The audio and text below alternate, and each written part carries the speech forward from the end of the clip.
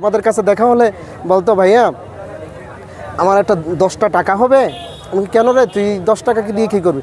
আমার না খিদা পেয়েছে, তো 10 টাকা দিতাম। এলাকার প্রিয়, সকলের প্রিয় আমাদের শ্রদ্ধেভাজন বড় ভাই মোহাম্মদ তোফাজ্জল হোসেন, সে আমাদের মাঝে আমাদের ছোটোবেলা থেকে তারা আমরা দেখছি গড়ে উঠছে। সে ছোটোবেলা থেকে রাজনীতির সাথে জড়িত ছিল। সে শিক্ষিত একটা মানুষ ছিল। সে অনার্স কমপ্লিট করছে।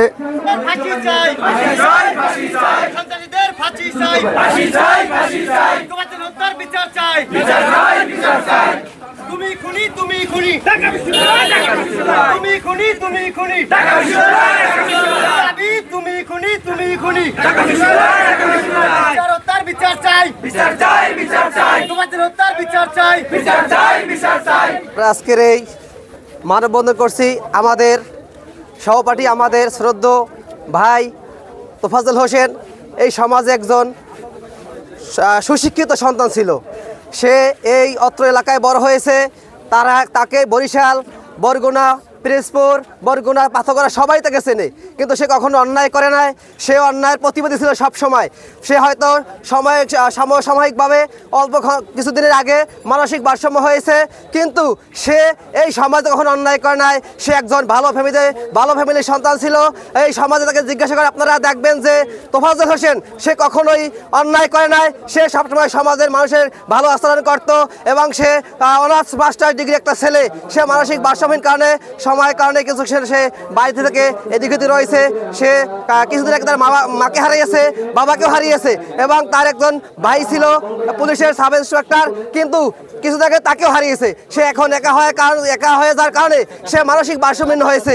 কিন্তু আমাদের দাবি, এই যারা ঢাকা বিশ্ববিদ্যালয়ের কিছু সন্ত্রাসীরা আমার ভাইকে নির্মমভাবে হত্যা করেছে, আমরা এই পাথরঘাটার মানুষ তার বিচার চাই এবং তার অতি সন্নিকটে তারা ফাঁসি চাই। আমরা আপনাদের কাছে দাবি করছি, আপনারা সারা বিশ্বের কাছে পৌঁছে দেবেন, আর যেন কখনো বাংলার মাটিতে এরকম অন্যায় যেন কোনো সন্ত্রাসী না করতে পারে।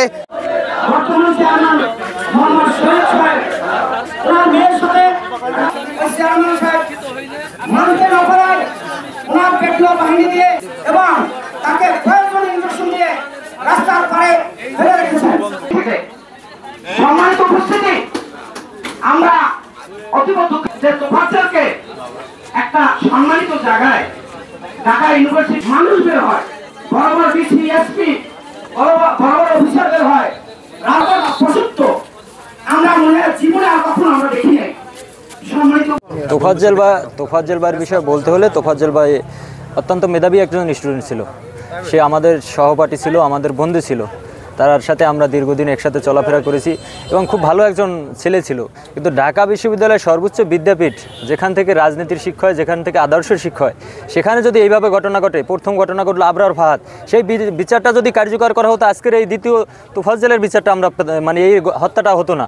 তা আমি বর্তমান অন্তর্বর্তীকালীন সরকারের কাছে এটাই দাবি জানাচ্ছি, যাতে দ্বিতীয় আর কোনো তোফাজ্জল এই ঢাকা ভার্সিটিতে না হয়, দ্বিতীয় আদর্শ জানি ওই লাঞ্ছিত ওখানে না হয়, দ্বিতীয় কোনো হত্যা ওখানে আর না হয়। আমরা এর তীব্র নিন্দা ও প্রতিবাদ জানাচ্ছি এবং কঠিন বিচার চাচ্ছি। জনসমক্ষে এদের ফাঁসির দাবি জানাচ্ছি। আমি এই এলাকায় বসবাস করি। তো তোফাজ্জল একটা অনার্স মাস্টার ছেলে, অত্যন্ত ভালো মানুষ আমাদের কাছে মনে হয়েছে। ছোটোবেলা হইতেই দেখেছি দুঃখ দুর্দশা।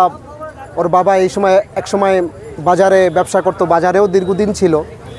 ওর ভাই এসআই ছিল, কিন্তু ভাগ্যের নির্মম পরিহাস যে ওর বাবাও মারা গেল রোড অ্যাক্সিডেন্টে, লিভার ক্যান্সারে ওর মাও মারা গেল। ওর বটবৃক্ষ বলতে ছিল ওর ভাই নাসিরও আল্লাহ তাআলা ওর লিভার ক্যান্সারে নিয়ে গেল। কিন্তু আমরা বাতাসে শুনতে পাই, সেটা হলো যে আল্লাহ তাআলাই করেছে যা করেছে, যে ওর একটা সুস্থ মস্তিষ্কের মানুষ কিভাবে এরকম হলো। আমরা যতটুকু শুনতে পাই, সত্য মিথ্যা মানুষ জানে আর আল্লাহ তাআলা জানে। প্রেম গঠিত কোনো কারণে ওর প্রথম তার জীবনের একটা অধ্যায় সূচনা হলো যে ও অ্যাবনর্মাল হতে লাগলো। তো প্রথমে টুলটাপাল্টা করতেছে, কখনো পাঞ্জাবি, কখনো তসবি, এভাবেই রাস্তাঘাটে চলতো। আমাদের কাছে দেখা হলে বলতো, ভাইয়া আমার একটা 10টা টাকা হবে। আমি কেন রে, তুই 10 টাকা কি দিয়ে কী করবি? আমার না খিদা পেয়েছে, তো 10 টাকা দিতাম। ওর বাবা মা তাদের জানাজা আমি পড়াইছি। তো তোফাজ্জেল আমার জানাজায় থাকবে এটাই স্বাভাবিক ছিল, বয়সে আমাদের অনেক ছোট, কিন্তু ওর জানাজা যে আমাকে পড়াতে হবে এটা হয়তো আমি জীবনেও ভাবি নাই। কিন্তু ভাগ্যের নির্মম পরিহাস যে প্রাচ্যের অক্সফোর্ড খ্যাত ঢাকা ইউনিভার্সিটি, যেখানে মানুষ গড়ার কারিগর, মানুষ গড়ে, যেখানে মানুষ বানায়, সেখানে চুরির অপবাদে নির্মম নির্যাতন করে যেভাবে মারা হলো, আমার কাছে এটা খুব স্বাভাবিক মনে হয় না।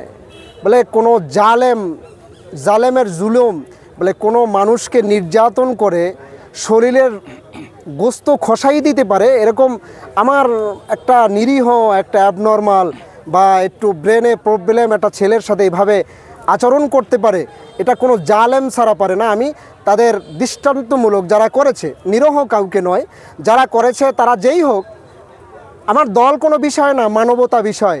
ও কোন দল করেছে, আমরা কোন দল করি, এটা বিষয় নয়। বলে এই ছেলেটা এই এলাকার আমাদের সাথেই বড় হয়েছে, আমাদের কাছেই ছিল, এই অপমান জনসাধারণের মধ্যেই ছিল। ওর মধ্যে এমন কোনো জিনিস আমরা দেখি না যে চুরি করছে, ডাকাতি করছে, ছিনতাই করছে।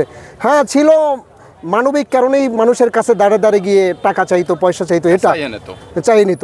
এজন্য আমরা যারা এই ঘটনা ঘটাইছে তাদের সর্বোচ্চ বিচার চাই। বিশেষ করে বর্তমান সরকার যারা পরিচালিত করতেছেন, তাদের বিশেষ করে ডক্টর ইউনূস সাহেবকে বলবো, তারা যেন এই সর্বোচ্চ বিচার করে আমাদের লক্ষ লক্ষ মানুষের যে হৃদয়ে রক্তক্ষরণ হচ্ছে, এই রক্তক্ষরণ কিছুটা কমবে যদি ওর এবং ওর আত্মাটা একটু, কারণ আজকের ওর বাবা নাই, মা নাই, তারা প্রতিবাদ করতে পারে না, ওর বড় ভাইটাও নাই, আমরাই তো ওর বাবা মা, আমরাই ওর ভাই, আমরা তাদের পক্ষ থেকে দুর্বারভাবে মন থেকে এর প্রতিবাদ জানাচ্ছি এবং সর্বোচ্চ বিচারের আশা করতেছি।